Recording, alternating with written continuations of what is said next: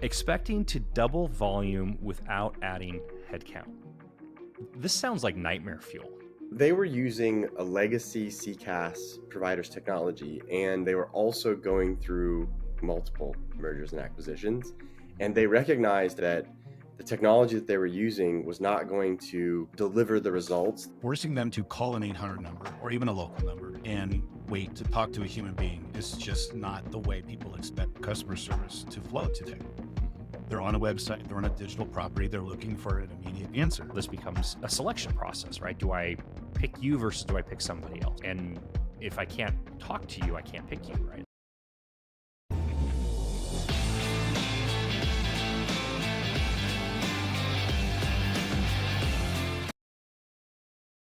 Brent, Patrick, thanks for joining. We're going to have a conversation, talk about a credit union, Heritage Federal Credit Union. And it would be great. Let's just start at the top. Like what, background story, quick overview before you started talking to Heritage. What was going on? Where were they at? What was the observation that they were making about their business? Yeah, so they were using a legacy CCaaS provider's technology, and they were also going through, at that time, a single merger acquisition, but which would end up being multiple mergers and acquisitions. And they recognized at that time that the technology that they were using was not going to deliver the results that they were targeting as a part of this merger. And so they started the search for the correct technology provider. And for them, it was, from what I understand after talking with them a lot, is it was a pretty exhaustive search and discovery processes and all those kinds of things, examining different providers. And eventually they ended up landing with Glia.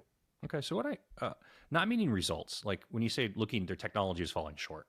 Mm-hmm. Specifically, what does that mean, right? Because there's the technical answer to that question, and then there's like the business answer to that question. So, are we talking about callers not being able to get through, agents not being able to work? Like, what was the disconnect that they were having? Yeah, it's a great question. I mean, a lot of it is that they had needed a very strong digital offering. They needed that digital engagement. Financial institutions, all of us, I would imagine, first engage with our banks through some sort of digital engagement on the website, through your phones, whatever it is, chatting in. So they needed the provider to be very strong in digital, which has historically not been a strength of a CCaaS provider, in that they all were born in a voice and in a telephony-based environment. And for most of them, I think all of them perhaps, they acquired their way into the digital. And that created kind of a fragmented experience for the agent and for the end customer when engaging with those businesses. Digital experience has become this. I really hate all like the buzzwords we get into, right? And so, digital experience is definitely one of those things that we talk about, right? And it's true in the sense of like your customer is trying to interact with you in some manner, and the customer interaction and how the customer wants to interact with you has changed, and expectations have changed with this, right? So now this whole thing, we start talking about like digital experience.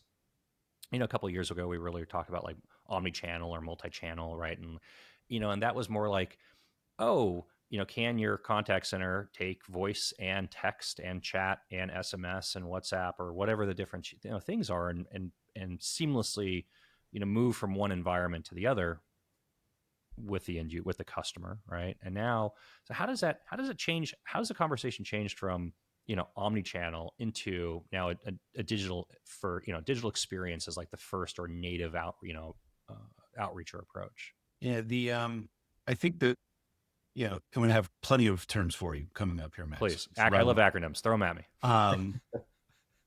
Looking at the contact center world in general, right? Patrick's right. It all started very voice first because that's the primary means of communication we all relied on growing up several decades ago.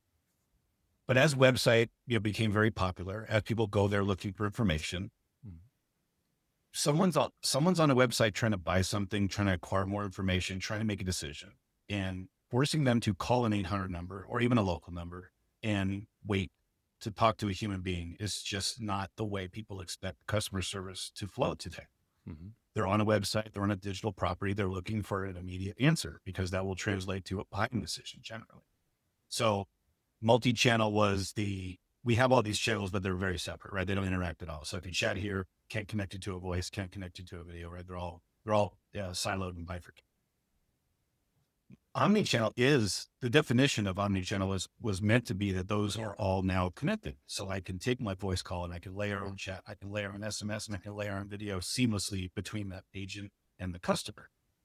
But even then, as we know, even with cellular, like 5G, 4G, right? Marketing terms get conflated with reality a lot. Marketing says one thing, but the experience for the end user is different or less than, unfortunately. But the Glia channelless architecture, right, what we offer is really what omnichannel was supposed to be, or what was promised from the context in the industry.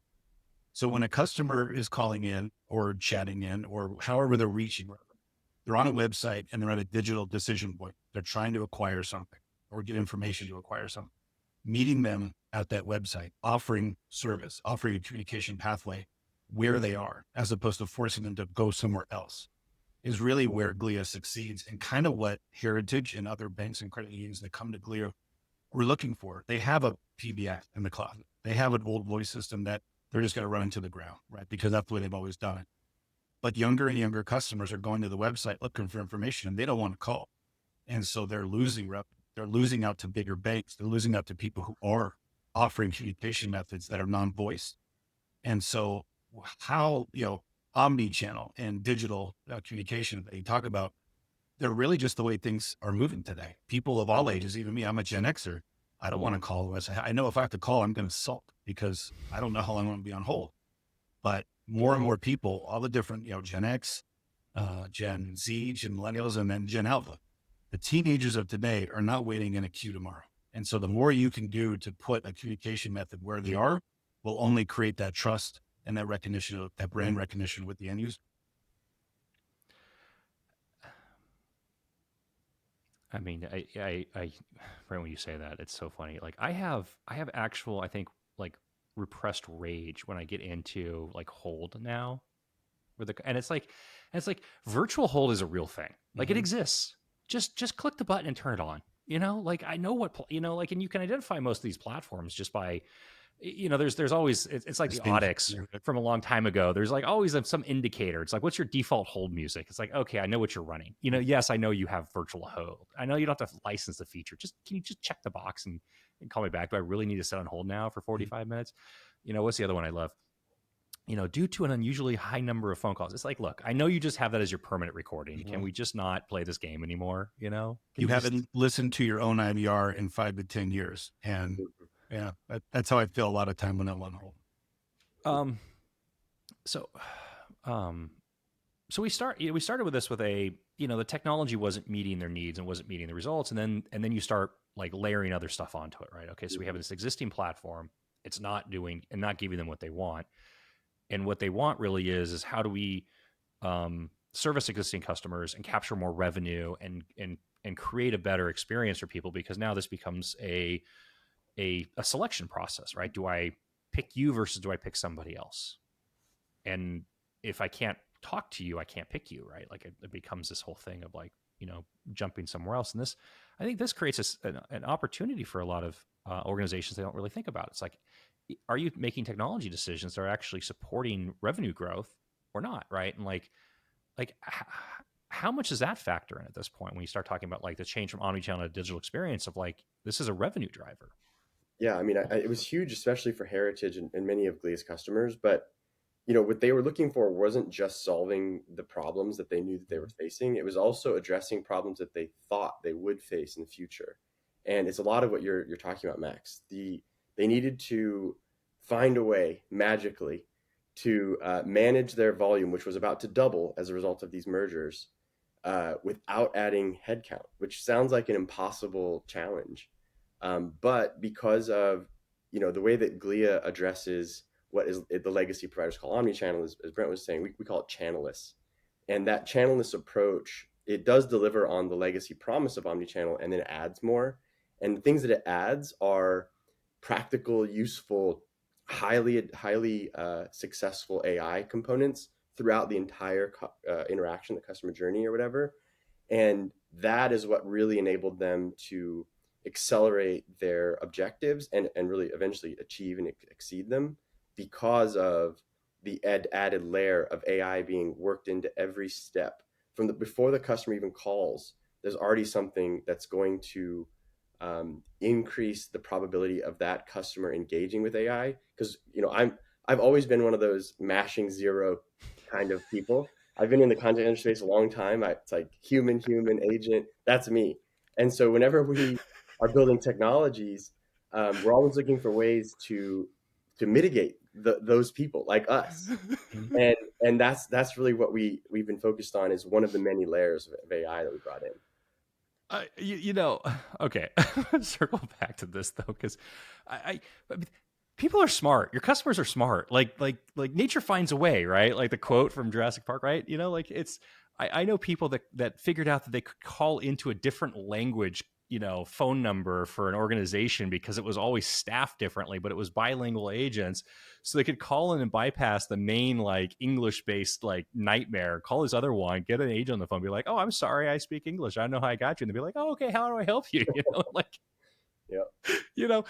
Like if I, to figure that one out as a business KPI. You've said something here that I think is, I want to dive into it more, right? Expecting to double volume without adding headcount, right? Like this sounds like nightmare fuel, right? Yeah. Like there's some business leader somewhere that is getting like this like as a, oh, by the way, we just did this. We're buying this other organization, and our subscribers are doubling in size, which means we anticipate our call volume to double in size. And oh, by the way, it's going to be a merger, which always goes perfectly with no problems whatsoever, right? The acquiring company's employees know everything about the new company on there's going to be no increase in call volume because the integration is going to go perfectly in the first place. Oh, and you don't get any more. You can't grow your team, right? Like, so, I mean, we can go deeper in this, right? But like starting from a not meeting technical needs, right? Like that sounds like a pretty compelling, like, okay, what are we going to do here kind of moment. And then you start talking about integrating AI in a lot of different places. So I want to connect these two thoughts, right? So the AI, it's an abused buzzword, right? Before it was AI being the abused buzzword, we were using machine learning, and machine learning was the abused buzzword. And there's always this train of like just abused acronyms in the tech marketing world. Yeah. Talking to customers, talking with clients, the perception of AI, I think for the most part, is like, oh, I don't need people. But what I found with a lot of people, it's not that you don't need, we can get rid of people. It's we can make people better. Right.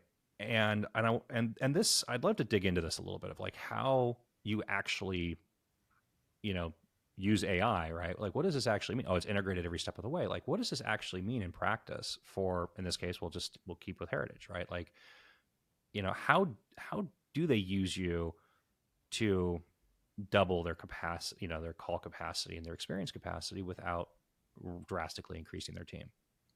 I'll take a stab first, Patrick, and then jump in. Yeah. So the good news about AI, in contact center is it's fairly mature for being early on, right? At least it's adoptable, right? You can put it into use early on. And when businesses like Heritage have double the volume or an increase in volume of some sort and no additional headcount, if you continue to offer the same communication methods to your customers and the same limitations to your agents, you're going to run into a problem, right? You're going to run into really long hold times. You're going to run into abandonment rate. People are going to stop trying to call you because they can't get an answer. Right? They can't get in touch with a human being. And so artificial intelligence, like you said, has the ability to make human beings better, right? We're really trying to workforce optimize with a digital assistant, if you will, a digital coach, however you want to refer to it. And so if a customer is savvy enough to know the 2 or 3 things that everyone calls in about, that is super easy. What's your routing? What are your branch hours, right? Human beings used to have to answer those questions because that was the only way to convey that information to the inquiring customer. Artificial intelligence is really good at handling that simple stuff, right? You can give it an answer, and you give it all the different ways that people can ask that question. And so you have 50 different ways to say, what are your branch hours? And you tell the AI that, so it can automate that process. So even if the call volume goes up, you're now taking 20, 30% of those calls out of the human calculation because AI is supplying the same answer a human being would. And you can even get so good that you can increase the areas of complexity that AI is able to handle after a while, right? People really need to crawl a lot longer when they institute AI, especially in a customer environment, because you're really worried about the hallucination, right? You're really worried about the wrong answer, the 0% interest on a $10 million loan kind of mistake, right? That would cripple a business. But those problems existed in human beings anyway. If you listen to all your recordings of all your human agents over the year, there's a lot of really bad stuff in there you probably didn't know about what human beings are saying to customers. So that getting over that fear, that hesitation, is realistic, but it's doable. So you have the ability to have a customer facing AI that takes the simple stuff off the plate. Then the things that make their way to the human are more complex by nature, right? Just because we've eliminated the really simple things. So having AI being able to listen to that call, transcribe that call, provide guidance based on trigger words, natural language processing, nice buzzword for you, the understanding of AI of what the customer is asking for and the predetermined company response or guidance to that agent. So if I've been in the seat 3 years, I kind of know everything, right? There's a lot of tribal knowledge that I'm in possession of. But if Patrick's been here for 3 weeks and he gets hit with an angry customer with a curveball, he's going to have to say a lot. He's going to have to put him on hold a lot. He's going to have to check with the supervisor a lot. And so AI being able to listen to that and be there and provide that answer to say, hey, here's the talk track to this.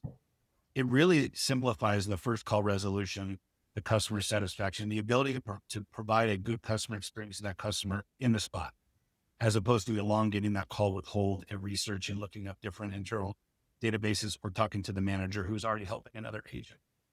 So AI has the ability in the contact center in those two first buckets of being able to not only offload questions that don't ever need to make it to human again, because they're so simplistic in nature, and then also providing real-time guidance to a human with a complex customer interaction that could have taken 20 minutes with all of the different delays and research and hold, and get that down, to 3, 4, 5 minutes because it's listening, it's providing the same guidance.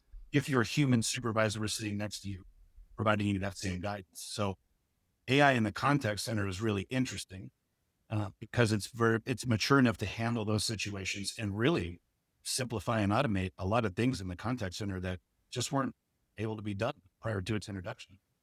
Yeah. We talk about this a lot in terms of like customer terms, right? CSAT, first call resolution, right? Like customer happiness as a metric of scoring the contact center.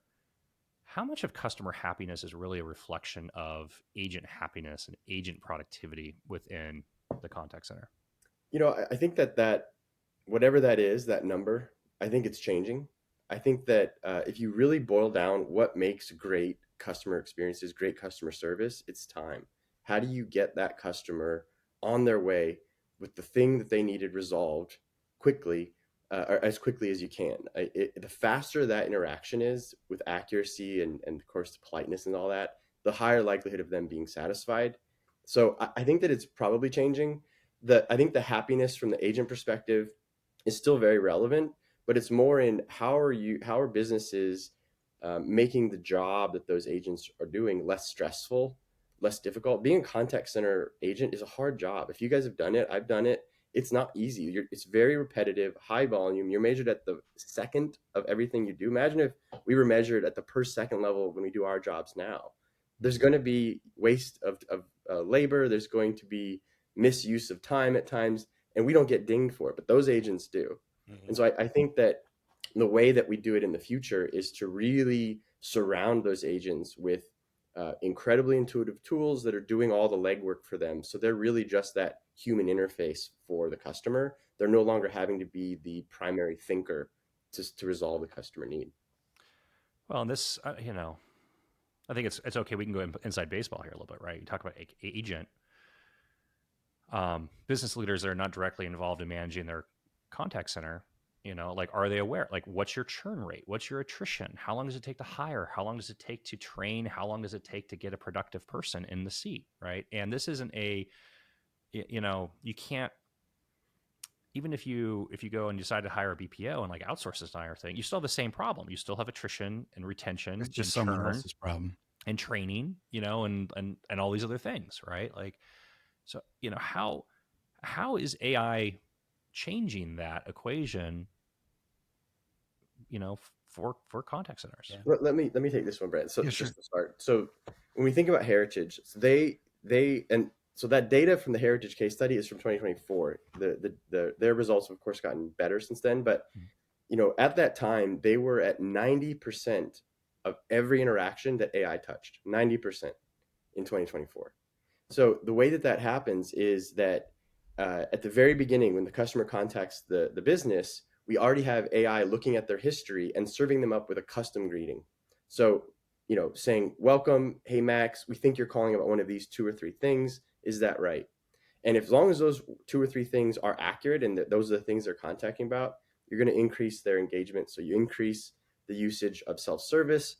But more importantly, uh, Glia has many things that we're trying to solve with our AI. One of them is never to make a customer repeat themselves, and by always carrying forward context. So whether that context is from history or from what we capture at the upfront messaging in that first engagement, all that context has to keep moving forward from AI to agent, from agent to agent, whatever it may be, so that the customer knows you're not repeating yourself, you're continuing to solve the problem, you're reaching that end point quickly.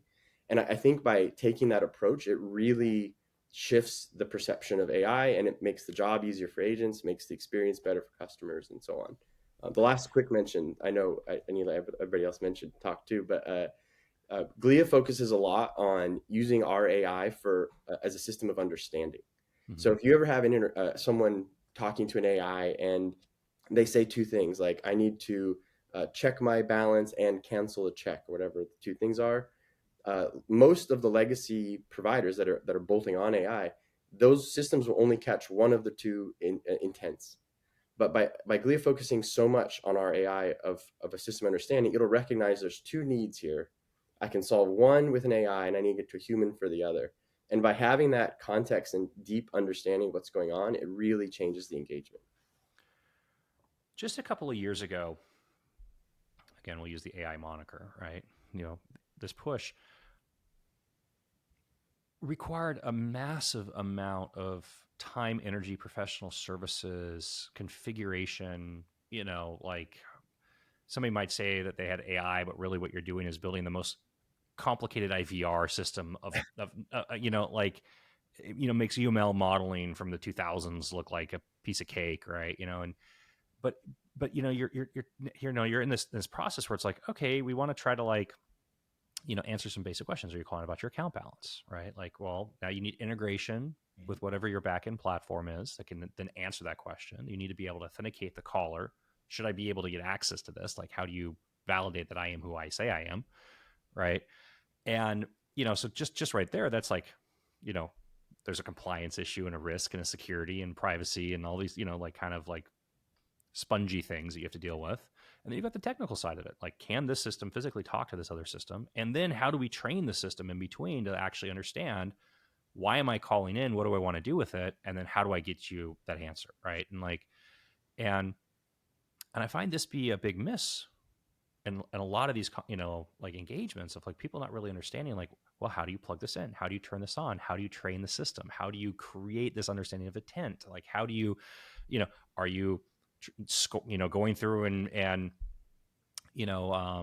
classifying your wrap summaries properly, so that way you can then figure out where you focus on, like, how at even like at a more foundational level, like, how do you actually start that process with somebody and say, you're a credit union, we know you have these problems and this is how you solve them, because even though you're unique, you still have a basic commonality with other credit unions, other banking organizations. There's a lot in that. Oh yeah. Anyway, Sorry. so I'm trying to play it back in my head. So whether we're talking, healthcare is similar too, right? We, Mhm. we focus on healthcare as well. The HIPAA security, understanding of drug names and, Oh, medical geez. vernacular, things of that nature, right? It's a lot of training. Glia's been around for about 13 years. And for 12 of those 13 years, we focus specifically on banks, credit unions, and other financial institutions. A lot of contact center players would say you're limiting yourself, right? From a revenue standpoint, because there's all this other business out there you're not going for. And while there's an element of truth to that, there's also the other side of that coin is a highly valuable and deep understanding of the financial services market and the components that you talk about that go into that. So if I'm a human agent and you're calling up Max saying, hey, I want to check my balance. Okay, who are you? How would I authenticate you in my previous life or 5 years ago, right? So the bank's authentication process is still there. But when you have an AI, so that's a human being doing that. How does an AI bot get permission, right, to do the same authentication? So now we're talking about APIs talking to each other, right? And some of these customers are still on-prem. Some of them still have a legacy core banking system that's a box, right, that they are not moving to the cloud yet. So that adds additional complexity to how we do these things. So, but our ability to understand these steps in the financial services world is really, really deep because it's all we focused on for 12 years. So when we approach a bank, we approach a credit, we're giving them a sales rep who understands their back office, right? So there's the core banking systems, FIS, Fiserv, Jack Henry. Those are fairly standard. That's the engine of the car. But when you drive a car, you don't interface with the engine directly, right? You engage with a dashboard. That dashboard is what we would call an online banking provider, right? So Bank of America, Wells Fargo, they have huge staff, IT developers. They can make their own website, do what they heritage credit unions of the world don't have that. They don't have that expertise on staff, nor could they afford to keep those kind of people around. So they go buy and pre-built online banking product that they give their customers as that dashboard, as the interface. So when they log in and authenticate, they can see their money, they can transact, they can do all the things they want. So we have the ability and we have pre-built integrations and conversations with, I don't know, Patrick, is it dozens of online banking providers? I forget the actual number, but Yeah, it's probably dozens, I yeah, would say. there's way more than I thought, right? Before I joined Glia. And so knowing that our success furthered our success in this space because we learned that to get deeper into these credit unions and help them more with their contact center, we had to work both in a public forum and an authenticated forum. Well, then how do you get to work in the authenticated forum? Well, you go make relationships with these online banking providers, the Q2s, the Alchemies, the Candescents of the world. There's plenty of others. But so when we go talk to a customer, you're getting a sales rep that knows the Q2 environment and knows the Glia pre-integration and what's been done and what can be custom.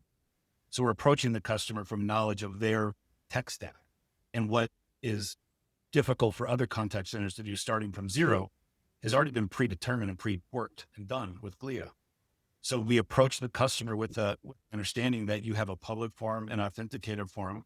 We're working well in both from a digital standpoint, as well as a voice standpoint. They are different, but the integrations are done separately. So because of our focus on financial institutions, we know the back-end system that almost all of them have. We know the challenges they have with using those systems with unconnected contact centers and what that means to the customer. So being able to get AI or a human to speak with another human in these complicated, secure, compliant, relationship-driven ways adds complexity, but we've done that work, right? We've trained our bot on financial institution interactions for 12 years. We've pre-integrated our services, both voice and digital, to these online banking providers, as well as the corporate providers. So when a financial institution, when a financial customer, right, was looking for a contact center, there's a lot to figure out that they probably aren't aware of until they start seeing what they need, from a standpoint, from understanding what their human agents do every day. And when they're able to speak to Glia, they're dealing with someone who's already worked on those problems 600 times because our customers are all, mostly financial institution. We've seen, we've heard, we've helped these kind of customers before in both voice and digital. So whether it's human-based technology or artificial intelligence, we have the ability to help. We're at a stage 2, stage 3, right? We're at a higher level talking to that customer on the outset because of our deep experience in this vertical. a business leader that has an on-prem system, right? Legacy businesses, legacy phone system that's going through this and in the banking and the financial services, but vertical, let's just stick with that, you know, and wakes up one day and realizes like there's a wall coming, right? Okay, we just bought something else. We're gonna double our capacity or double our membership base. We can't increase our team. We have to go solve this problem.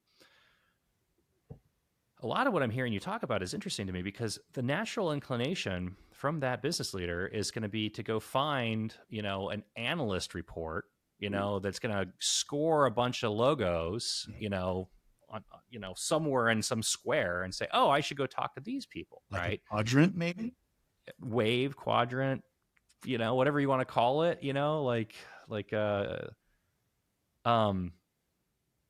but that is such a surface level response here. Just listening to you talk about it, right? Like, so why, what's the because it's like you how would they even know oh, well, this company is great, like the analysts love this company, but I'm going to call up and say, hey, I'm looking for a contact center. The salesperson's not going to be like, no, don't talk to us, right? Like how that's a pretty big failure pattern, right? Like how do how does this change, in organizations so that way they're not walking into this repeatable trap? I spent the last 5 years kind of living in that world, right? Understanding the decision patterns of small SMB, mid-market enterprise, right? And the larger the customer, the more of those rankings or third-party, analysts, analysis may make sense, or at least guide the initial evaluation decision. I think in general, it was fine for a while, right? You have a contact center platform that can be applied to any vertical, right? We're a retail shop, we're a restaurant chain, we're a bank, we're healthcare, and you just take that really broad-based, widely focused contact center and you make it as personal as you can to that business in that vertical. But we're getting to a spot where that's harder to be effective. We talked about the integrations between online make and core integration. Those things start to exist now in different verticals, right? We have Epic and Cerner in healthcare, right? There's certain retail industries. There's more ServiceNow and Zendesk usage, right? In other verticals. So the ability to be all things to everyone and then really, really focus on you based on what I get in a discovery call is becoming a lot harder to make more beneficial to the end customer. And so the Gartners, the Forresters, right? We talked about the different analysts. They do a decent job of understanding the overall capabilities of a contact center platform. Well, and the other part to that, Brent, is that the Forresters and the Gartners, they're trying to write a report that is saying these products are trying to solve everything for everyone. And they also have requirements of being on 3 continents with certain percentages of revenue. So if your business, your operation is exclusively North American based, exclusively US based potentially, those are going to be likely misguiding for you because they're trying to serve a user group that is very different than you if you are US based. Yeah. So Glia's been doing this for over a decade, focused on healthcare, focused on financial services. How much of the secret sauce is that specialization? How much of that secret sauce is the technology? I mean, you're like saying you're able to train your AI against keywords that would come up in a banking situation, right? Like, how much of that is technology, and how much is that just a byproduct of specialization and focus? It's the two sides of the same coin. As I said, I'll let Patrick get a little more detail on the program, right, of the financial services bot that we have, but because when you start specializing in a vertical, you start understanding the needs of that customer, not just from a technology standpoint, but you hear common problems, right? We're trying to increase revenue. We're losing membership, right? At least these things that we're trying to do to compete against bigger banks or more national banks or even online banks. So the specialization in the sales team guide and the product is one aspect, right? So our product is specialized on fixing these needs that we repeatedly hear and we know in our customer service to it. Our sales team becomes a lot more fluent in this language. So it's not I just talked to a pizza shop and a shoe shop and a gas station and now I'm talking to you. I've talked to banks for the last 5 years, right? So there's more familiarity in the conversation and the way they approach the challenges of this specific bank. But when it comes to programming, a bot, the wonderful thing about artificial intelligence is it could be anything you tell it to be, right? Once it has a foundational understanding of what language is and how to respond and interpret things, then you tell it, okay, for you, this specific is a pizza shop and we're the best pizza. And you know this about Papa John's, you know this about Domino's. And here's a source of information over here about why our pizza's the best. And it takes time, a bot to understand that information and relay that information in conjunction with questions, right, that come in. So because of our specialization, that work's already done. Our bot is the number 900 now, Patrick, that user goals that it Yeah, we're approaching 1,000, but yeah, we still say 900, but it's still going up. I mean, you've been more intimate with this than I have, but our bot doesn't need to be programmed to know what it's supposed to do because that's all it knows. Yeah, it's out of the box, truly out of the box. Yeah. And so we're, okay, I mean, really, it's really out of the box. It really like, is, no, yeah. you don't have to go through and program it. It's not out of the box after 6 weeks of customization. Right. Well, so caveat in general, right? The nesting period for an artificial intelligence, whether it's a voice bot or a chat bot, right, takes a couple months, right, to really start understanding. Here's some questions. Here's the, yes, this answer was right. No, this answer was wrong, right? To guide and train it like you would a human. Because we know the top 900 user goals, customers are going to call a bank about, right? I need to order a check. What are your branch hours? I need a loan, what's your mortgage? Like, where do you know that stuff? All a customer has to do is give us their answer to those questions. So we're not using generative AI to go say, here's a big source of information, summarize your information from here. Hallucinations in healthcare and financial services cannot happen. Well, and we also even add AI into the mix to figure out the answer. So we have all these historical interactions, and as the bot is deployed or AI is deployed, as your agents continue interacting with customers, the bot's going to continue to learn from those interactions, those customer specific interactions. Yeah, exactly. Okay, so but a Glia bot only gives the answer a Glia customer has approved it to give. Precisely. So there's zero chance of hallucinations. We use LLMs and generative AI on the understanding side of things. So and one second, next, I have a question. I've got tons of questions. I'm trying to sit on my hands here. It's hard. I know, and I apologize. So instead of going to a customer saying, "Hey, we've heard your business as a context, and you're a shoe store, and now we're going to sit down and think about all the questions that you want the bot to answer for your shoe store and how those responses work. Or where's the information they go get it from?"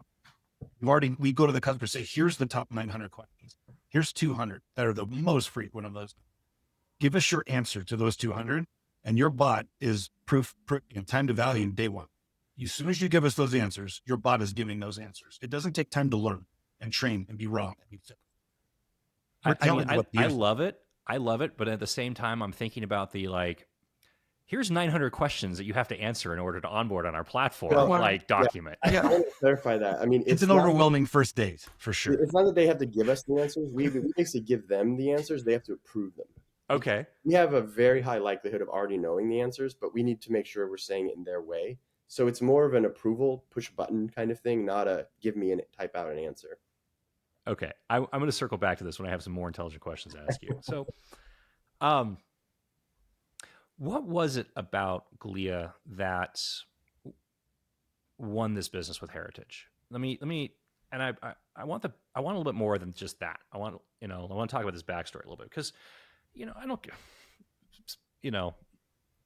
thousands of members, probably, like the stats on your case study are 65,000 members and $1 billion in AUM, right? Like, this is a sophisticated business. It's not a top 10 bank, right? But it's a sophisticated business, and they're going to run a sophisticated process to, and evaluate, right? And so they have legacy incumbent players, I'm sure, at the party, and you've got, there's going to be lots of different things, including whatever platform they were on is probably in there trying to sell them like, hey, we've got this solution to you can just upgrade to and turn it on, and it's great. So what was the engagement like, and what were the triggers that that started, coming across either questions from Heritage or responses that became like this, narrowing of focus and the eventual, like, this is our solution.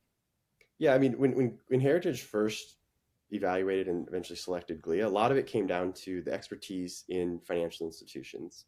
That certainly played a big role. Mm-hmm. When you look at the big box providers, the legacy CCaaS providers, they're just now coming up with specialization, but it's not quite as sophisticated. It's certainly not as deep as what Glia does. So that's one big component.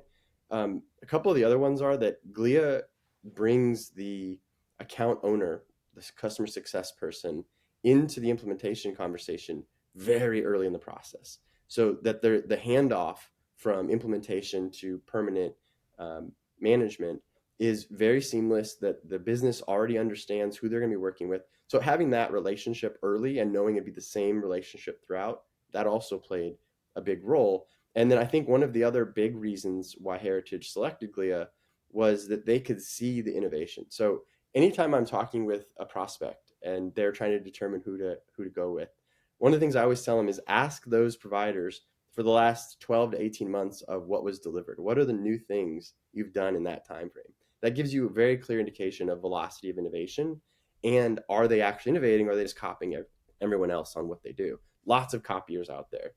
And I think that when Heritage went through that kind of evaluation, examining the innovation on top of all these other things, from what they've shared with me, it was a very clear choice once they realized the relationships were stronger, the innovation was significantly faster. And then one thing I didn't mention is the nickel and diming that we see from all of the legacy CCaaS providers. They're all still seat based, which is really flies in the face of the modern approach. They have tons of usage charges, which Glia doesn't believe in, and a lot of ways of nickeling and diming customers. I had one customer that's using one of the publicly traded legacy CCaaS providers. They had a $500,000 increase in 1 month's bill because they had a surge in demand. Glia doesn't believe in that kind of thing, and so those kind of parts of our philosophy really play in our sales process and helping customers make decisions. And there's two kinds of customers, Max. I mean, it's not that simplistic. There's Only customers when they evaluate technology, I'm just replacing what I have, right? That's my goal.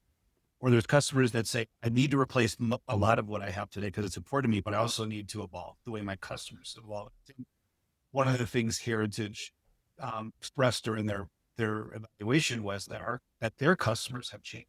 Their end customers realized that replacing a voice for voice solution wasn't going to serve the evolving needs of either their current customers or their new younger customers. So when they looked for a contact center company, they certainly brought forward the must-haves, right? The things that their legacy system did that need to continue, but they were very wide-eyed and open-minded to expanding the communication pathways, to expanding the ability for the agent to gather information, to provide information, and to communicate with end customer at the channel of that customer's choice. So this customer was not rooted in a like-for-like replacement. They were much more focused around what is the customer of tomorrow? How do we acquire them? How do we communicate with them? And what technology we need to give our agents to facilitate, tomorrow's transactions. Technology replacement conversations are usually a technical team, an IT team, a telecommunications team, whatever, that have an existing platform, right? And they want to move one platform to another, and they have a budget already allocated. We start getting into conversations around digital transformation. Now you're at a different level of the organization, right? The organization has made a decision. We're going to change the way the business works. Digital transformation is changing the way the business works. And now you have people that are stakeholders that have a lot of influence, power, and control, right? Because board level decisions carry a lot more different weight than an IT director, right? That aren't necessarily all technical savvy in an evaluation process or understand, there's a lot of, long tail impacts to technology decisions. Mm-hmm.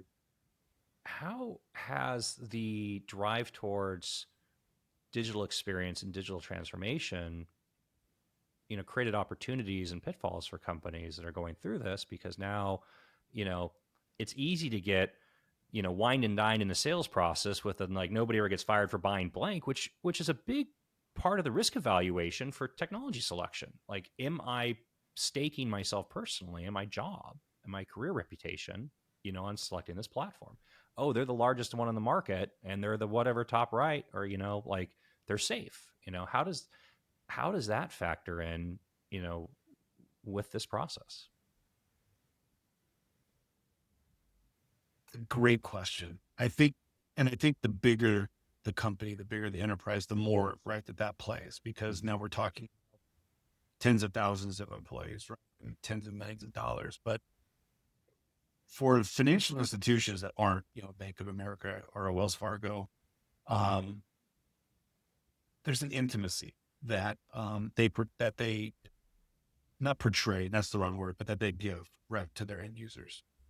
And so the mindset of most Glia customers isn't one of, well, we just want the one that someone said on a ranking is better, or is a big name, because they're fighting big names all the time, right, as their core business. And so I think while you're right, the technology decision usually is rooted in the IT team because they're the ones supporting it, deploying it, what have you.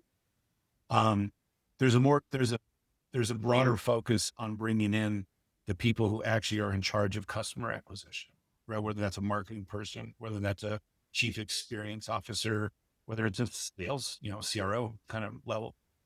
They have a different understanding of the fight in their space to acquire customers and bring assets under management. They talked about with Heritage. And I think they just approach it a little differently because they approach their customers a little different. It doesn't mean we don't fight the same, or not, I use the word fight too much. We're not being compared to the same contact center players, right, that you mentioned, right? The Gartner leaders or the bigger name, the four that's out there. That's always a competition, right, that we face. And it's smart of customers of all sizes to look to them to start. There's a reason they're successful. There's a reason they've been around for so long. There's a reason they're right where they are.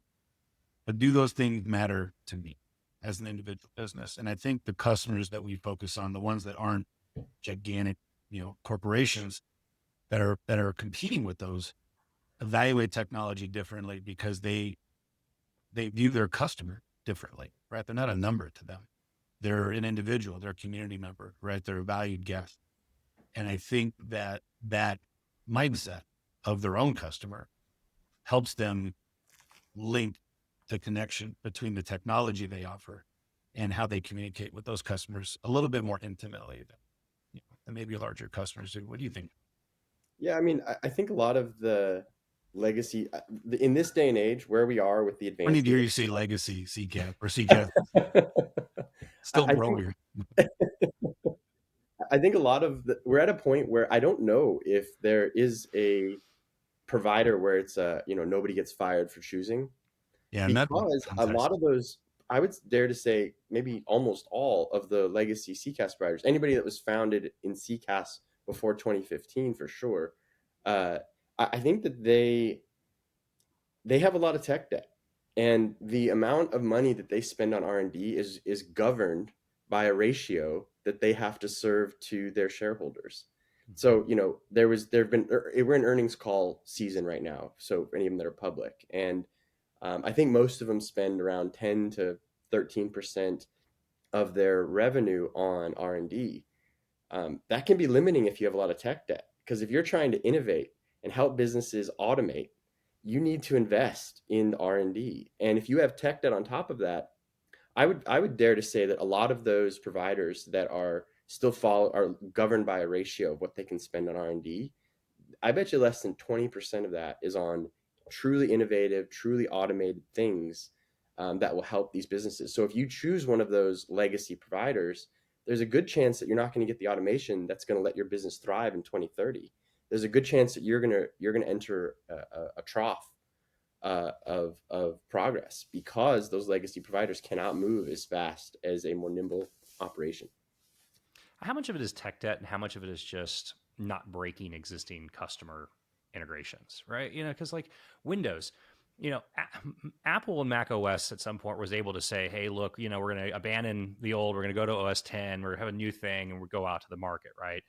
And as much as, like you want to like attack Microsoft and bash Windows, software that was written for Windows 15 years ago still runs on Windows 11, right? Like there is at the same time value to the enterprise in having that kind of longevity and consistency of it. Now it Mhm. exposes a whole bunch of other problems, right? Mhm. Like it's not, it's not, this isn't like absolute good or absolute bad, right? In terms of decisions, but, um, every time I get into this conversation around tech debt, it's like how much of it's actual, tech debt, quote unquote, and how much of it is just like, oh nope, we have, 500 customers that need this feature, and we can't get rid of this feature because if we do, it causes this other problem, and off to the races we are, right? I think it's a very fair question. I think a lot of it, a good portion of it, is what you're describing, and don't touch the fragile thing.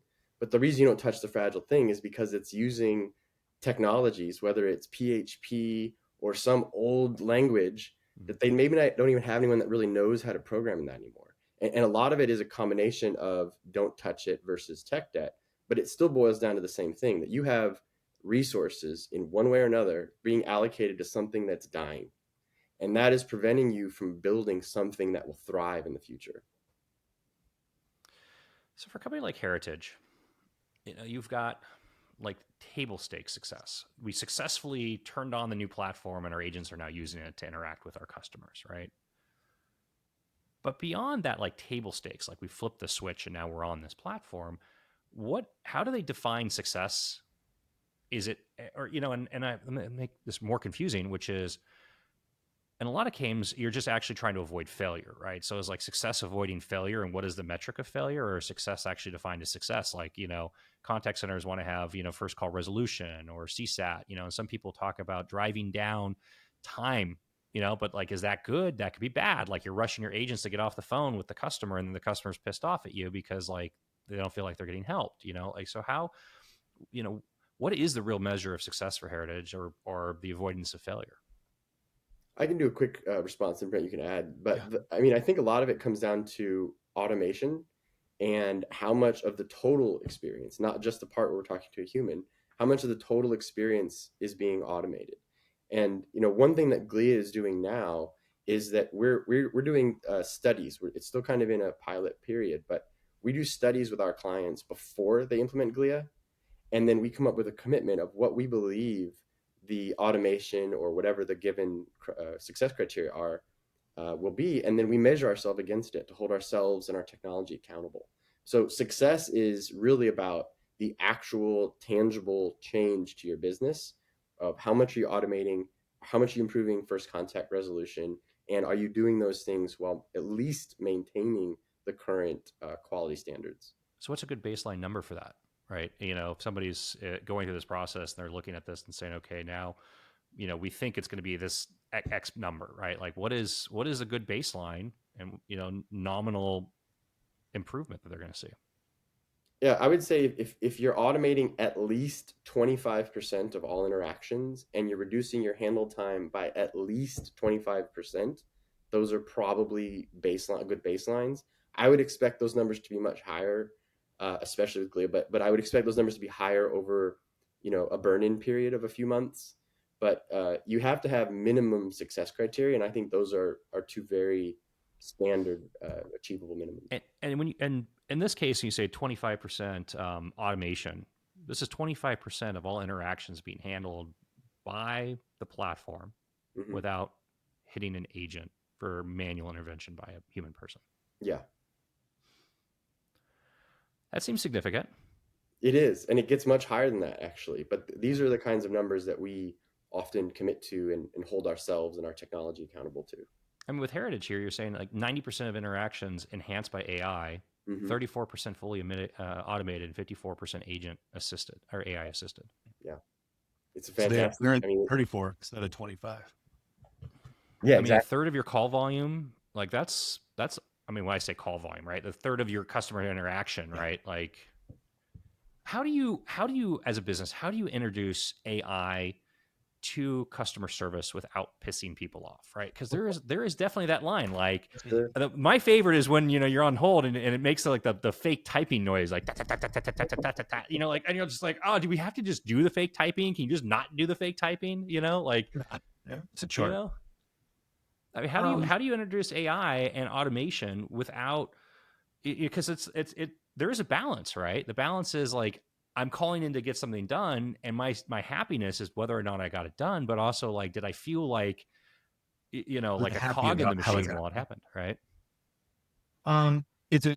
It's the question of the day, right? With artificial intelligence, people hear about it. The C-level people want it.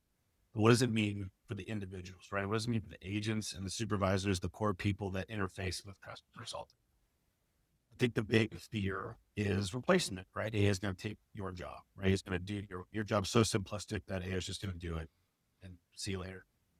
And that's not the case, right?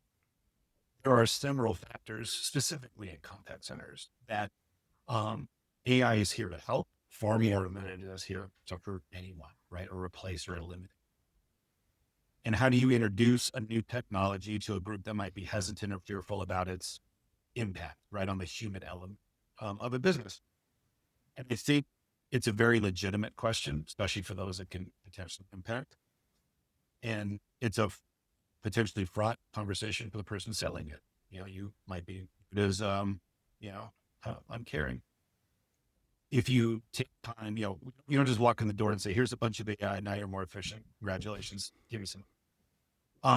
You got to take time when you're selling new technology to a customer to understand the business challenges they face. What is the financial impact of those business decisions, right? From both a money standpoint and a labor standpoint. And what is their temperament and appetite to automate certain things or use technology to change those things? Introducing the PC to a paper-based business in the 80s was similar. Introducing internet could potentially be, a challenge as well. So this problem we're having today is a similar problem we've had for decades in business. It's how does a new technology that has the ability to do things better, smarter, faster, potentially than a human get adopted without pissing off or scaring the humans that it's going to sit next to? And so AI isn't here to handle a 50-minute complex conversation about 17 different topics. AI is here to answer what's your effing routing number? What's your brand job? Like if you went and talked to your agents, hey, what is the top 5 stupid questions you get all day? And what did you wish you never had to answer again? You would get those answers. Mm-hmm. And that's what AI is here to do. So when you take time to listen to people, and sales is no different than just human interaction, right? I always compare sales to dating, and I promise you I'm not this podcast in a weird way, but if you listen to people, they're more willing to interact with you, to trust you, to want to tell you more, to open up more to you, and you build a relationship and you build trust. If you just walk in and tell someone about yourself for 2 hours, not getting a sale, you're not getting a sale. But it's the listening to the people that the technology will affect and benefit that helps them accept the technology, because you're starting with their pain in mind. You're starting with their dissatisfaction, their repetitive, troubles, whatever it is. And if you show them how AI will help them eliminate the things they don't want to do in their job, and it will actually help them do the things they enjoy about their job, taking an angry or a dissatisfied or a scared customer and making them happy. You build internal champions, right? And that's a sales term. That's a term usually meant for buying something, but I truly believe an internal champion is everybody who uses the platform, whether it makes their job easier or better, or makes their ship, a lot more welcoming. So introducing AI is no different than introducing any other technology, in that you start with the problems of the business, you associate the benefits of the technology, and you show them how that will make their day-to-day, their 8-hour shift, whatever it is, better than it was without that technology. I had 2 quick points to add too. I mean, I think, introducing AI, first of all, you don't have to introduce all the AIs all at once. You can do it in a stepped fashion. And I usually suggest introducing AI to the internal teams first, get them comfortable with how it works, then push to customers. Many customers do it the opposite way, customer facing AI first.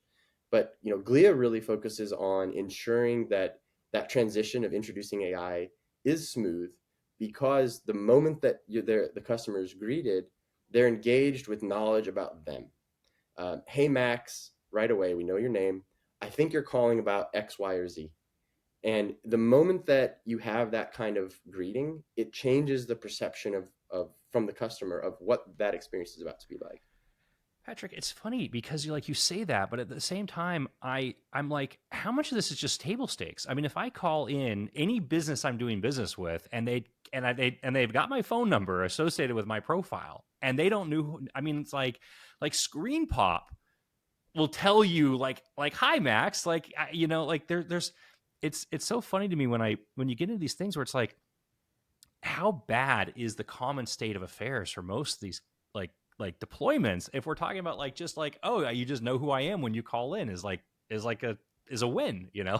like, it's just. I think it's the combo though of knowing who you are and what you're likely calling about. It's Mhm. not the kind of thing where you have like a problem in your account where the business could have been proactive. It's just saying, Max often calls this first week of the month and it's about one of these three topics almost every time. Maybe we just greet Max with, "Hey Max, are you calling about X?" And he Yeah. says yes, and we just Pay go the bill straight or to going to resolution. transfer whenever it is. Right. The But you laugh. I laugh too, Max. I mean, I had to switch healthcare providers right Oh, at the beginning of this year. I'm still dealing with it, and it's disconnected. It's non-personal. They have to, you can hear them. Well, let me open this up, or let me check over. Like this person that's trying to help me is looking in multiple systems to yeah. figure out who I am, even though I've just told a bot it, even though I've told another human it. We still have these very basic problems in 2025, Mm-hmm. depending on the technology that an agent is being given on how they know who I am and what I've called about. They should know I've called about this one medication 3 times because it's keep getting denied or won't get delivered. But I still have to go through a lengthy authentication process and a lengthy explanation of what I'm doing and which medication is it. Like none of this is a gigantic healthcare company that has money to provide better technology, and they don't. And so I am acutely aware of what they're dealing with and what the problem is getting me my answer. And so I give them grace because I know that they're not being given the right technology, but it's still prevalent today. Mm. If you've been around or involved with contact center operations, it's very common for them to be organized, and you have like tiering, right? It's like tier one, tier two, three. You can call them different things, but it's usually like level of sophistication goes up, like the front line versus like, and then this inevitably leads everybody to be like, oh, can I talk to your supervisor because they have like the magic access to like do what I need to get done, right? And then you get in the phone calls where it's like, sorry, I don't have a supervisor, and you're like, oh, come on, like, do we really have to play this dance right now? But so you had that, and then there was a technology innovation that gave you, like persona based routing. Like, oh, now you could classify your customer base and say this is a higher value customer or some sort of integration. So they're automatically going to a different department or a different team because we want to give them better service.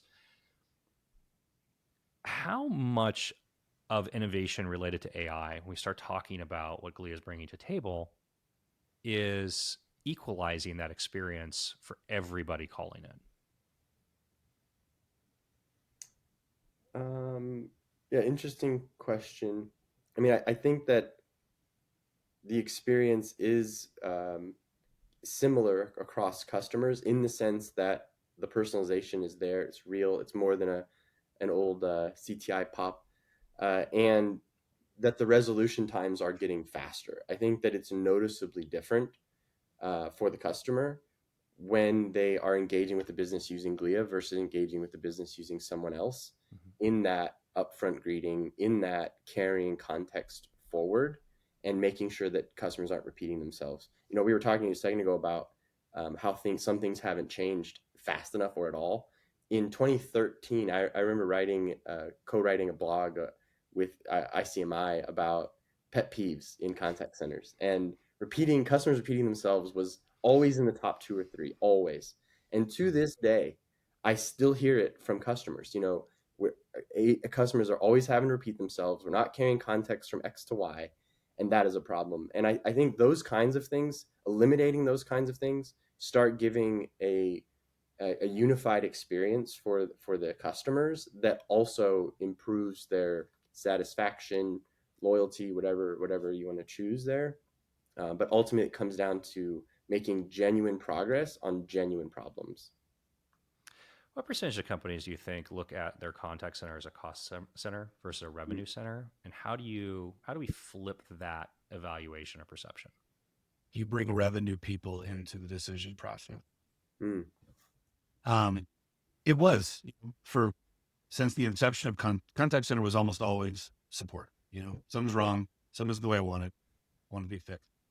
And that is a custom, right? You're hiring people to not generate revenue, potentially not lose revenue, right? But generating revenue unless they're an upsell, right? Or a sales line. Right? Generally support is a cost center. But that is a very legacy way of thinking about your interaction with the customer, especially in today's day and age, right? Post-pandemic, we are less a brick and mortar society as far as going to a store to acquire something, or to ask questions to acquire something or compare whatever I'm buying. And if you only look at usually this is a numbers person, right? I don't want to say CFO specifically, but if you're looking at a spreadsheet, you could very easily look at a contact center as a cost center because it's myopic in that way. But if you start to talk to the people around and you understand that this is a digital front door, right? Going back to digital, where younger customers or even customers of all ages, right, are using your website and using your customer service to inquire about buying something or making comparative inquiries. It's very easy to bring the revenue focused people. And so the CRO, the sales leader, the marketing people, they're spending money left and right trying to acquire people. Well, these are people calling. These are people reaching out to you proactively about your goods and services, whether it's they have one, they want more of it, or they're thinking about leaving it. There's lots of different ways people bring revenue to a business. So if you look at the technology as simply react to problematic situations, then it's a cost center.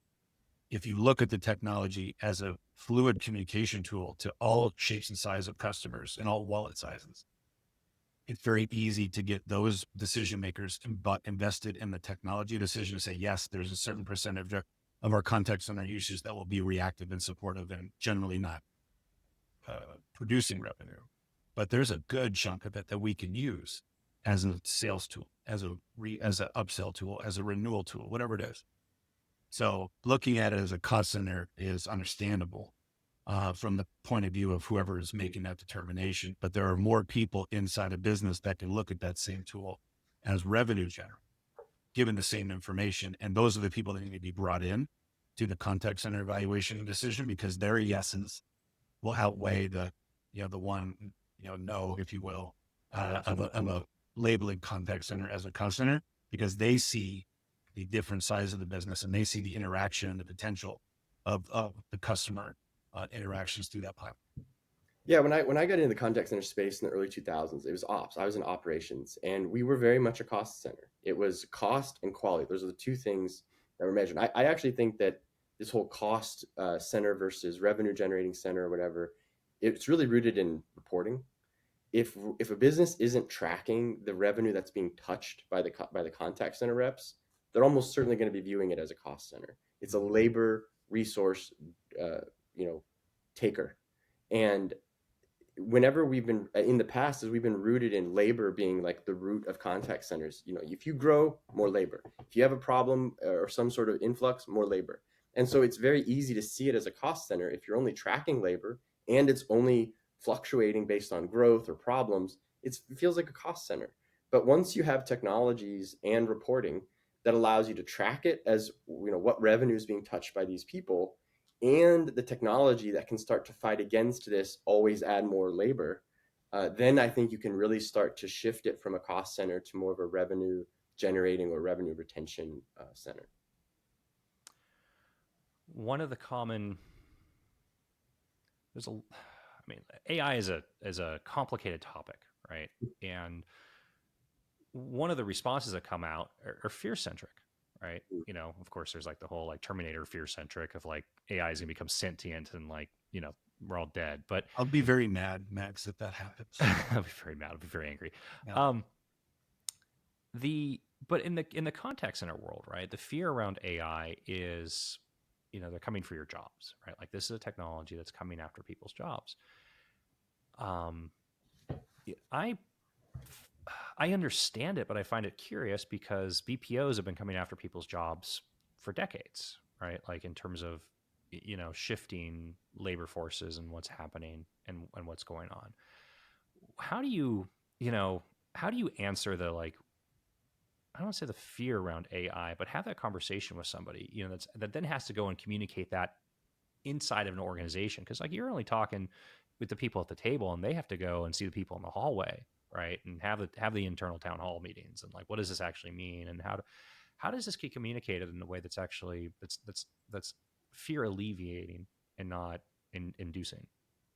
I go first here. I mean, I love your point about BPOs because I totally agree. You know, You as far too. as taking jobs, though BPOs, it's a 90 to $100 billion space. Well, they're not BPOs with onshore labor. Most of them have very little or no onshore labor. So those jobs are already leaving.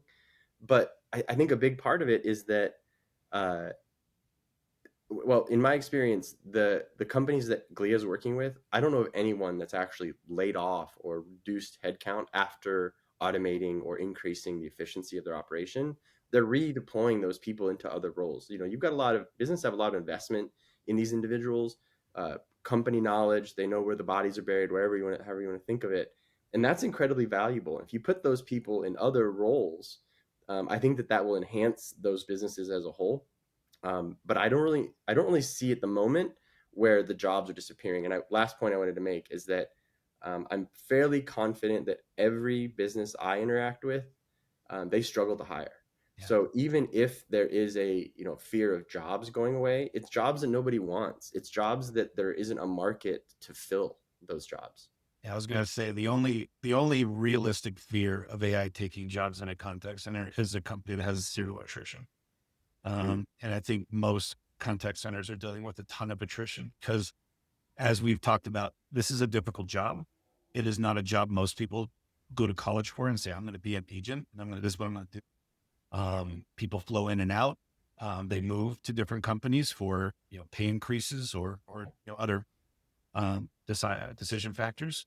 So if you are spinning on a hamster wheel, replacing 30-40% of your agents every year, we're not taking jobs, right? We're just automating the things that you don't know need to go get this labor to answer these X amount of questions anymore. The pool of questions has shrunk because we're automating those answers. Again, the routing number, basic, branch hours, locations, what have you. So we're not taking jobs away. We're simply reducing the HR strain of constantly replacing human labor to solve simplistic problems.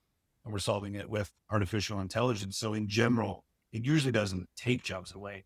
It simply reduces the need to continue to hire because agents move, they quit, they go to something else. It's a symbiotic relationship, right, between the things AI is able to handle and contain versus the need to throw human labor at that same problem in previous. I mean, that number is incredible when you actually start thinking about it and breaking into it, right? 30 to 40% attrition. And that's that's low, right? Very low. I mean, that's a 30%. It's not terrible for a contact center, right? Like you're not, but at 30%, when you think about it takes on average 6 months to have an agent productive, like really, really good. You can tell when you have a new agent on a Oh, phone. for sure, right? But like Easy. so if you're training 30% of your workforce annually, and it takes you 6 months to train a new person to make them productive, big number to chase. Then you have to overhire. Right. You're never catching up. Yeah. Like you're never catching up in that world. With a heritage, what does crawl, walk, run look like with Glia? Right?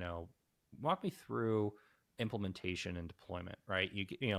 I mean, we've talked about the fact that you're going to give somebody 1,000 questions that they have to answer. Right. Like here's your homework on a ream of paper. Exactly. Yeah. But I say that in jest because I've been through so many where people will show up, and this isn't specific to contact center. This is just technology in general. They just show up and they're like, "Okay, what do you want it to do?" And you're like, "I have no idea. I hired you. Like you're supposed to tell me what to do now, right?" So I mean, I would imagine that just being able to say, like what's your routing number? How should that, do you have a different one for wires and electronic and ACH? Like what's the address? Like those things are important, but what is crawl, walk, run look like, and what does the implementation and deployment look? I mean, there's some that people are like, we want to do this right this second, like move right, but like on average implementation cycles, what do these things look like? Yeah, I mean, so implementation. Well, I'll start with crawl, walk, run. It really the actual crawl stage is based on what the specific business's needs are. If the needs are more around automation, we would start with some sort of customer facing AI. If the needs are more around internal efficiencies, we would start with some agent facing AIs as part of the crawl stage. But it essentially means getting turned on, getting turned up. That's probably in the crawl stage. Turned up could be the base offering with no AI, or it could be that base offering with one element of AI, whether there's customer, agent, or manager, or executive AI. Those are kind of the four buckets that we label our AI with. And you can start to get turned on, turn on the one AI that is safe for you. But depending on your problems, your crawl may be, hey, we're drowning, our service level's in the toilet, and we need help today. Our very first thing that we're going to do is say we need to get the unauthenticated virtual assistants up ASAP. That's part of your crawl. And then we'll probably move authenticated to part of the walk. And then the run is where we enable the AI on the agents and managers and so on. So, there's not a single path on that with Glia. Mm-hmm. It's really deterministic on what your pains are, what your objectives are, your near-term objectives. And then we kind of build up the plan from there. We have conversational consultants that are part of every deployment of our virtual assistants, and they will work with our customers to figure out the right cadence and timeline of what needs to be automated first and what can come after. Tell me more about customer versus manager versus executive AI. Yeah, sure. Love it. I spend my whole day in those things. But so Dang customer it. AI is Thank Harry for that question. probably, yeah, it's probably the most obvious one. It's any AI that's customer interfacing. So whether that's a digital engagement, a voice engagement, it doesn't matter. Customer AI is customer engaging AI interfacing. Agent AI is more of those assisting tools. So whether it's an agent assist, we have a heads up feature, which is kind of like the old CTI pop, but with a historical context summarized in 2 or 3 bullets. So you have that context quickly. Manager AI allows you to automate things like quality evaluations, to automate things in reporting. So you don't have to do analysis. You can just pose a question conversationally, have a report dashboard built in real time right in front of you, or ask a question and have like a what if scenario question and have the answers pulled out and answered for you. So you're not doing any of that legwork of analysis. And exec AI is similar to manager, but it's really just allowing those execs to ask executive level questions conversationally and get their answers immediately. It's like having a whole bunch of analysts in your org that you can just pose questions to and get immediate responses. So you're not having to run through circles of people to get answers. You just, like a chat GBT experience, you're just posing your question, getting answers, getting reports, getting data. When managers ask questions about contact center platforms and evaluations, it's always reported. And there's a lot they ask, right? But what's important then is, can I get the information I need to then what? Go do a bunch of work and calculations and work with other people to figure out what those numbers mean and what do I have to do differently, from a human standpoint, from an agent standpoint, from how many people, they make all kinds of decisions off that information. And so the GPT, rather generative AI front layer that we've put in there, allows them to save time, right? We talked about saving time for customers and saving time for agents, but managers have very little time. 2-3 supervisors for dozens, if not hundreds of agents. Managers wanted to know, what does it mean? Why are people calling about this product? Or why are we getting this many calls about X? And instead of taking all that raw data and then allowing a team of full-time employees or even just valuable manager time to go crank out, well, hey, we're running a campaign next week and we think we're going to have 2 times the volume, or we mandate that we answer every call in 30 seconds. How many people do I need? And how long do I have to go look at my historical data to generate that agent count that I think will be right? You could pose that to our Cortex, right? We call our Glia AI Cortex. Ask that question to Cortex, go get a cup of coffee, go let the dog out, or go read an article, and you have your answer. And instead of working with a team of people for half a day to go figure that stuff out. So it is very much taking the gold mine of data that is inside the Glia platform. Obviously, after you've used it a little bit, it's giving the managers and the executives the ability to generate business impacting decisions very quickly, as opposed to taking all too much time or too many people to come to that same conclusion. You mentioned quality control and quality assurance. And, this is a horrible process that you have to do in the contact center. And a great win for AI is just being able to listen to every single interaction. and flag interactions. At what point do the AI? At what point does AI get sophisticated or intelligent enough, however, whatever the correct phrasing is, to actually start learning and seeing different patterns? Like, hey, I've just listened to 1,000 interactions, and 25% of that are calling about this thing we've never seen before. Like, we have to do something about this now, and surfacing intelligence back into the organization, right? People are calling for this feature, they want this product, they're asking this question, this is going on. It's strange that every single person, in this region is calling, wondering about the hurricane. How, when does this get from like reactive to more proactive? I mean, it's there. We actually just released a feature called 360 Insights. And what it's doing is it's evaluating all the interactions, looking for types of interactions that it feels it can automate. And it's bringing both the question that it thinks it can automate and the proposed correct response as a suggestion. And that's basically like an intelligence flywheel. So the more conversations that your agents have that are AI assisted, the more the AI is going to learn, and it's going to find more types of interactions that it can automate. And it's going to bring you the suggestions. I want to automate this type of interaction. I want to use this type of response. What do you think? And it'll basically become more of a consultative AI at that point to help you continuously improve the number of things you can automate.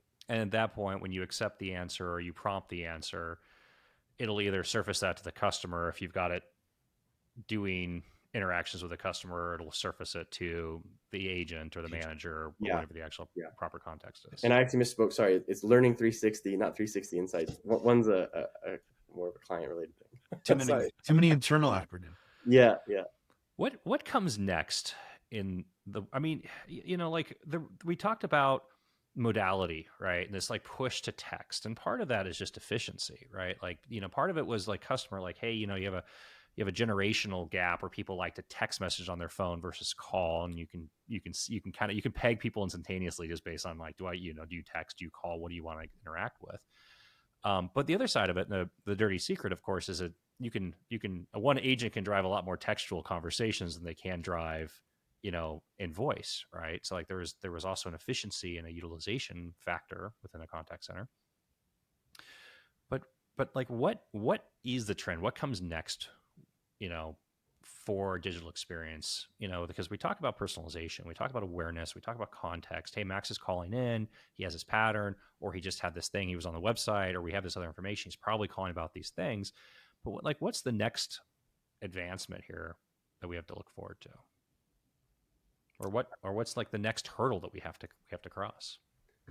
I mean, I think there are many hurdles still, but I think some of the things I'm excited about that I expect or anticipate coming in the medium term, it's a lot around authentication. That hasn't evolved a ton. There's still voice authentication, which is great. It's very useful. But is that really the best thing? Like, we don't voice authenticate on our personal phones, but they're locked all the time. We use our face. And so I think there's going to be things around authentication that are going to start to change, which once you change authentication, then it has downstream effects of other things that could be innovated on. I think increasing personalization is probably the next, right? Businesses have all sorts of databases of information about a customer, right? Support history, purchase history, website viewing history, what have you. So where the customer chooses to communicate, right? Whether that's digitally or through voice, is giving everyone the ability to communicate how they want to, but that making sure that every agent has the ability to understand who they are, no matter how they came to you, is probably where improvements will be focused. Because what we know about today's younger customer is that they are more tech savvy. They're more ability to gravitate towards non-voice communication methods, but they research you before they reach out, and they're expecting you, if they've communicated or bought or done anything with you, to know about that. And I don't think that's an unreasonable request.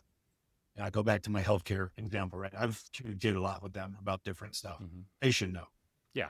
Or at least anticipate what I'm calling about at this point, instead of me go through all of these questions and rigmarole to say, I'm just trying to see where my prescription is being denied and when can I get it mailed out, right? So the ability to take multiple sources of internal data, surface that up cleanly, and summarize it easily for an agent to allow them to provide a fluid conversation with this customer as to what we know about them. I think that's still an area of change. And from caller frustration, that's worse than hold time. I mean, Mm. like, I don't care if hold time is 1 minute and then you have absolutely nothing about me, and then I have to go through the whole spiel again. Like, it's frustrating. I It is. say things very specifically because it's being recorded and because I hope they have the product right that Patrick just talked about for learning perspective where we go. I say things like, thank you for being empathetic today, or saying, I've already authenticated with you a different way, but I'll do it again for you. Like I say things very specifically because I hope it makes a difference. But I know that if they're already doing these things repetitively, they're not listening to the recording on the other end. So I do the same thing. all we can do is try, man. That's Yeah, all. I know you're optimistic. You're holding out hope. I appreciate it. For let's do it this way. For credit unions or regional banks that are looking at this and trying to figure out how do they bridge this digital gap that they have and modernize and come into a new world, or how do they service their customers better? And what advice would you give somebody watching this? I think any contact center decision, right? Whether it's in healthcare, whether it's financial services, right? I think they need to understand their employee experience, right? That there's a lot of people focused on the customer experience. Who are they? Who's our target market? Why are they buying? What are they buying? What are our competitors? And it's all very, very important. Unless you know the day-to-day of your frontline employees, whether that be a store employee or whether that be, an agent in an office or at home with technology, finding out what they see on a daily basis gives you an insight as to what the customers, right, are asking about, interacting with. So any evaluation, I think, really does itself a disservice if you don't sit down and take an honest assessment from the people using your legacy technology today, what they like about it, what they want it to be different. A lot of evaluation going back to the quadrants, right? The rankings. If you just go, well, they're the top right one and they'll get them because they're the best, obviously, and they'll be the best for. That's a real blind decision if you don't take into account the information that your frontline employees have. So being a sales engineer, speaking with customers for 25 years, I've just always found it to be far more impactful to the business and to find the right technology if you have an honest conversation about what your frontline employees want and need, and then tailor your business attributes, your technology attributes to those problems. Because then we're dealing with a holistic situation. So any credit union or bank evaluating technology should first just have an honest conversation internally about what they see as far as good and bad. Marry that with the information you have about your target customer, right? And then look for technology that's going to make things seamless for that anticipated customer, for the employee that's going to be working with them and speaking with them. And then what information do your managers need to make changes on a weekly, monthly, yearly basis to continue that cycle to be positive. I would have four pieces of advice, and the first one is if you are going to use any analyst reports, make sure that report is targeting a business that looks like you, not one that looks 10 times or 100 times bigger than you. The second one is to always get references from vendors. I would always ask for 5, and I would personally suggest asking for a specific age of those customers, one that's been with you for 5 years, one that's been with you for 3 years, and a couple that are there for less than a year. So you can ask the same question and see how things have changed over time. I would also suggest really making sure that you understand how that provider is innovating by asking for a 12 or 18-month look back of innovation and features to see, are they really innovating and what's the velocity? And then the last one is when you're talking with the references, because unfortunately you can't always trust vendor uptime reports. But when you're talking to your references, ask them about reliability and outages. I've unfortunately been tracking one of the legacy providers, and they had a 5-hour outage or something like that we know of, and it's not even on their uptime report. Still shows perfect. So it's like you got to find other ways to sniff that out. Yeah. You like those, Max? little juicy on some. Oh boy, Patrick had a lot of time with that. that's another hour of conversation that we just don't have time for right now. Guys, thank you very much. This is fantastic. Really appreciate it. Thank you. It's a lot. I mean, there's so much to dig into here, and I think we got pretty deep in the time that we spent. Yeah, thanks, Mitch. We appreciate it.